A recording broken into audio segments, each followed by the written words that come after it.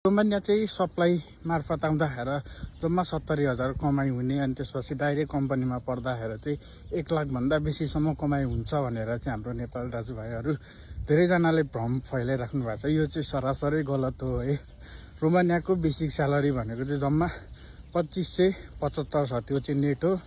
र स्यालेरी 4050 थियो भनेको चाहिँ 1 लाखभन्दा बेसी हुन्छ। तर कामदारहरूले पाउने भनेको चाहिँ त्यो 2575 मात्रै हो है त। त्यो भनेको नेपाली 70 देखि 75,000 सम्म हुन्छ है।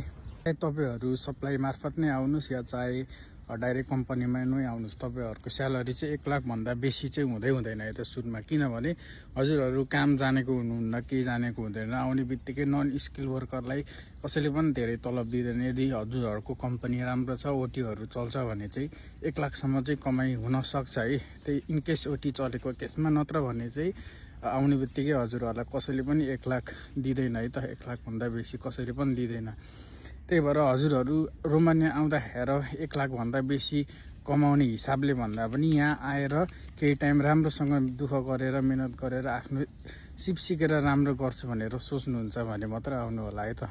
हजुरहरुलाई चाहिँ यहाँ आएपछि 1 महिनासम्म चाहिँ मजाले कामहरु सिकाउँछ। त्यसपछि 2 महिना भनेको चाहिँ उनीहरुले हेर्ने टाइम हुन्छ। तबसम्म भनेको चाहिँ जम्मा 70,000 75,000 सम्म नै काम हुने हो। त्यसपछि हजुरले कस्तो काम गर्नुहुन्छ, कसरी काम गर्नुहुन्छ, हजुरले कतिको जान्नुभयो, कतिको मेहनत गर्नुहुन्छ, त्यसमा भर पर्छ। अनि त्यसपछि स्यालेरी बढाउने कि त्यही स्यालेरी दिने भन्ने कुरामा भर पर्छ। त्यही भएर हजुरहरु पैसाको लागि आउने भन्दा नि आफू काम राम्रो गर्छु, खुसी बनाउँछु आफ्नो, त्यही हो क्या, आफ्नो मिहिनेत देखाउँछु भनेर सोचेर आउनुहुन्छ भने चाहिँ आउनुस्, पैसा राम्रो कमाइन्छ। नत्र भने पैसाको पछि लागेर चाहिँ नआउनु होला है त हजुरहरु।